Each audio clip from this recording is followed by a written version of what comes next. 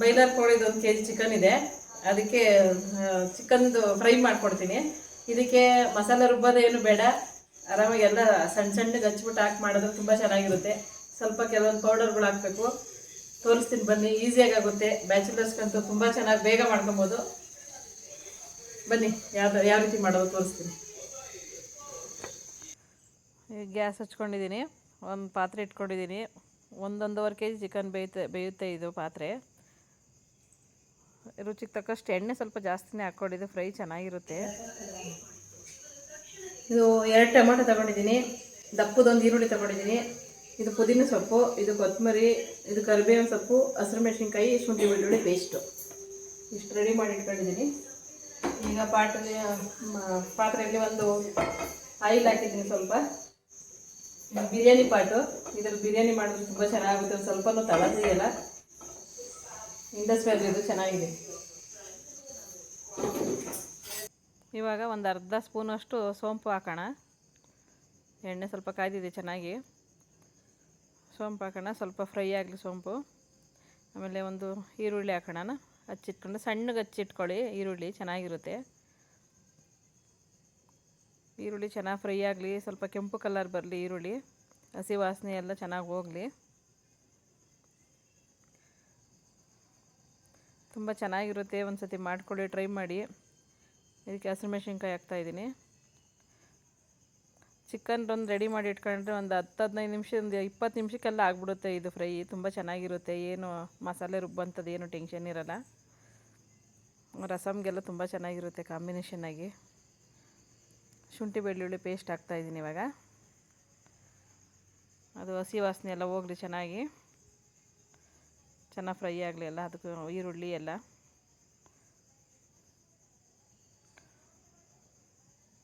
Tomato ಹಾಕೋತಾಯಿದ್ದೀನಿ. Tomato 2 ಹಣ್ಣು ಹಾಕಿದ್ದೀನಿ, ಯಾಕೆಂದರೆ ಟೊಮೆಟೊ ಹುಳಿ ಚೆನ್ನಾಗಿರುತ್ತೆ. ಹುಳಿನೂ ಚೆನ್ನಾಗಿರುತ್ತೆ, ಖಾರ ಎಲ್ಲ ಸ್ಪೈಸ್ ತುಂಬ ಚೆನ್ನಾಗಿರುತ್ತೆ ಇದು ಫ್ರೈ. ಮಾಡಿ ನೋಡಿ ನೀವು ಒಂದು ಸತಿ. ಒಂದು ಅರ್ಧ ಸ್ಪೂನಷ್ಟು ಅರಿಶಿನ ಪುಡಿ ಹಾಕೋಣ.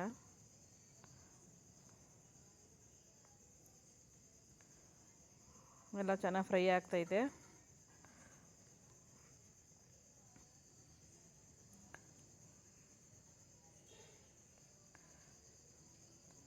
ಈರುಳ್ಳಿ ಚೆನ್ನಾಗಿ ಫ್ರೈ ಆದಾಗೇ ಫ್ರೈ ತುಂಬ ಟೇಸ್ಟ್ ಆಗುತ್ತೆ. ಚೆನ್ನಾಗಿ ಬೇಯಬೇಕದು ಈರುಳ್ಳಿ, ಕಲ್ಲರೆಲ್ಲ ಫುಲ್ಲು ಚೇಂಜ್ ಆಗಬೇಕು. ಈರುಳ್ಳಿ, ಟೊಮೆಟೊ, ಶುಂಠಿ ಬೆಳ್ಳುಳ್ಳಿ ಪೇಸ್ಟು ಎಲ್ಲ ಚೆನ್ನಾಗಿ ಹೊಂದ್ಕೊಳ್ಳಿ ಮಸಾಲೆ. ಅದಕ್ಕೆ ಈಗ ಚಿಕನ್ ಎಲ್ಲ ತೊಳೆದು ಇಟ್ಕೊಂಡಿದ್ದೆ ನಾನು, ಈಗ ಹಾಕ್ತಾಯಿದ್ದೀನಿ. 1 kg ರೆಡಿ ಚಿಕನ್ ಇದೆ ಇದು.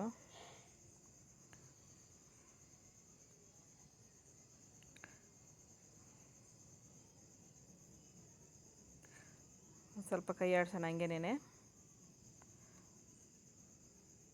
ಮಸಾಲೆ ಜೊತೆಲಿ ಚೆನ್ನಾಗಿ ಚಿಕನ್ ಹೊಂದ್ಕೊಬೇಕು ಚೆನ್ನಾಗಿ, ಮತ್ತು ನೀರೆಲ್ಲ ಬಿಟ್ಕೊಬೇಕು ಚೆನ್ನಾಗಿ. ಫ್ರೈ ಆಗೋವರೆಗೂ ಮಸಾಲೆ ಹಾಕ್ಕೊಬಿಟ್ರೆ, ಇನ್ನೂ ಮಸಾಲೆ ಪುಡಿಗಳನ್ನೆಲ್ಲ ಚೆನ್ನಾಗಿ ನೀರು ಬಿಟ್ಕೊಬೇಕು. ಚಿಕನ್ ಅದರೇ ನೀರಲ್ಲೇ ಬೇಯ್ಕೊಳ್ಳಿ ಸಾಕು, ನೀರೇನು ಎಕ್ಸ್ಟ್ರಾ ಬೇಕಾಗಿಲ್ಲ ಇದಕ್ಕೆ. ಫುಲ್ ಫ್ರೈ ಬೇಕಾದರೂ ನೀರೇನು ಹಾಕೊಬಾರ್ದು. ಸ್ವಲ್ಪ ಗ್ರೇವಿ ಬೇಕು ಅಂದರೆ ಸ್ವಲ್ಪ ನೀರು ಹಾಕೊಬೋದು. ನಾನು ಸ್ವಲ್ಪ ರುಚಿಗೆ ತಕ್ಕಷ್ಟು ಉಪ್ಪು ಹಾಕ್ತಾಯಿದ್ದೀನಿ. ನಮಗೆ ಡ್ರೈ ಬೇಕೈತಿ, ಇವಾಗ ಸ್ವಲ್ಪ ಡ್ರೈ ಥರನೇ ಮಾಡ್ಕೊತಾ ಇದ್ದೀನಿ. ಸ್ವಲ್ಪ ಎಲ್ಲ ಕೈ ಆಡಿಸ್ತಾ ಇರೋಣ, ಮಸಾಲೆ ಚೆನ್ನಾಗಿ ಹೊಂದ್ಕೊಳ್ಳಿ.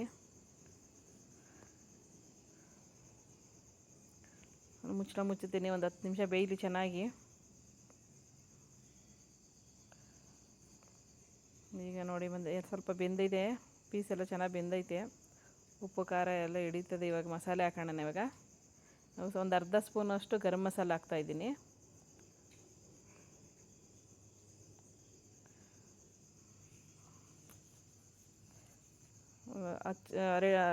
ಕಾಶ್ಮೀರಿ ಚಿಲ್ಲಿ ಪೌಡರ್ ಹಾಕ್ತಾಯಿದ್ದೀನಿ, ಒಂದು ಅರ್ಧ ಸ್ಪೂನಷ್ಟು ಕಲರ್ ಚೆನ್ನಾಗಿ ಬರುತ್ತೆ ಅದು. ಇದಕ್ಕೆ ಒಂದು ಅರ್ಧ ಸ್ಪೂನಷ್ಟು, ಮುಕ್ಕಾಲು ಸ್ಪೂನಷ್ಟು ಧನಿಯಾ ಪುಡಿ ಹಾಕೋಣ. ಇಷ್ಟೇ, 3 ಪೌಡ್ರ್, ಇದಕ್ಕೆ ಇನ್ನೇನು ಹಾಕೋಲ್ಲ ನಾವು. ಇನ್ನೇನು ಬೇರೆ ಮಸಾಲೆ ಏನು ಬೇಕಾಗಿಲ್ಲ ಇದಕ್ಕೆ. ಈ 3 ಐಟಮ್ ಹಾಕೋದು ನಾನು. ತುಂಬ ಚೆನ್ನಾಗಿರುತ್ತೆ ಫ್ರೈ. ಮಾಡಿ ಟೇಸ್ಟ್ ಮಾಡಿ ನೀವು, ರುಚಿ ಹೆಂಗಿರುತ್ತೆ ಅಂತ ನನಗೊಂದು ಕಮೆಂಟ್ ಮಾಡಿ. ಅದಪ್ಪು ನೋಡಿ ಆ ಮೂರು ಪೌಡರ್ ಹಾಕಿದ್ರೆ ಎಷ್ಟು ಚೆನ್ನಾಗಿ ಸ್ಮೆಲ್ ಬರ್ತಾಯಿದೆ. ನೀವು ಒಂದ್ಸತಿ ಮಾಡಿದಾಗೆ ನಿಮಗೆ ಗೊತ್ತಾಗೋದು ಅದು ಅನುಭವ. ಒಂಚೂರು ನೀರು ಹಾಕೋಣ ಅದು ಸ್ವಲ್ಪ ಬೇಯಲಿ, ಚಿಕನ್ ಸ್ವಲ್ಪ ಬೇಯೋದಕ್ಕೆ. ಬೆಂದಿದೆ ಚಿಕನ್ನು.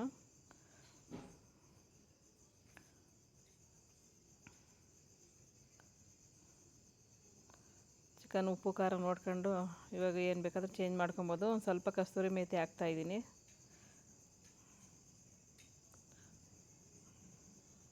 ಇನ್ನೊಂದು ಸತಿ ಎಲ್ಲ ಕೈ ಆಡಿಸೋಣ.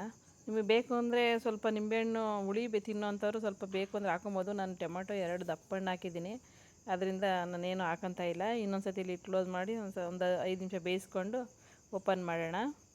ಸ್ವಲ್ಪ ಕೊತ್ತಂಬರಿ ಸೊಪ್ಪು ಹಾಕ್ತಾಯಿದ್ದೀನಿ. ತುಂಬ ಚೆನ್ನಾಗಿರುತ್ತೆ, ತುಂಬ ಟೇಸ್ಟಾಗಿರುತ್ತೆ. ಲಾಸ್ಟಲ್ಲಿ ಒಂದು ಸ್ಪೂನಷ್ಟು ತುಪ್ಪ ಹಾಕೋಣ. ನಾವು ಯಾವುದೇ ಫ್ರೈ ಆಗಿದ್ರೂ ಅಷ್ಟೇ, ಲಾಸ್ಟಲ್ಲಿ ಒಂದು ಸ್ಪೂನ್ ತುಪ್ಪ ಹಾಕಿದ್ರೆ ಆ ಟೇಸ್ಟೇ ತುಂಬ ಚೆನ್ನಾಗಿರುತ್ತೆ. ನೀವು ಎಲ್ಲ ಮಾಡಿ ಒಂದು ಫ್ರೈ ಮಾಡಿ ಟ್ರೈ ಮಾಡಿ ಒಂದು ಸತಿ ನನಗೊಂದು ಕಮೆಂಟ್ ಹಾಕಿ. ನಿಮ್ಗೆ ಇಷ್ಟ ಆಗುತ್ತೆ ಅಂತ ಅಂದ್ಕೊಂಡಿದ್ದೀನಿ ನಾನು. ಇದೆಲ್ಲ ಬೇಗ ಆಗುತ್ತೆ, ದಿಢೀರಂತ ಮಾಡ್ಕೊಳೋಂಥವು ಬ್ಯಾಚುಲರ್ಸ್ಗೂ ತುಂಬ ಉಪಯೋಗ ಆಗುತ್ತೆ. ಎಲ್ಲ ರೆಡಿ ಆಗಿದೆ ಇವಾಗ. ತುಂಬ ಚೆನ್ನಾಗಿ ಬಂದಿದೆ, ಟೇಸ್ಟು ಕೂಡ ತುಂಬ ಚೆನ್ನಾಗಿದೆ. ನೀವೊಂದು ಸತಿ ಮಾಡಿ, ನಿಮ್ಗೆ ಇಷ್ಟ ಆಯಿತು ಅಂದರೆ ಒಂದು ಕಮೆಂಟ್ ಹಾಕಿ, ಒಂದು ಶೇರ್ ಮಾಡಿ, ಒಂದು ಸಬ್ಸ್ಕ್ರೈಬ್ ಮಾಡ್ಕೊಂಡು ವಿಡಿಯೋ ನೋಡಿ. Thank you.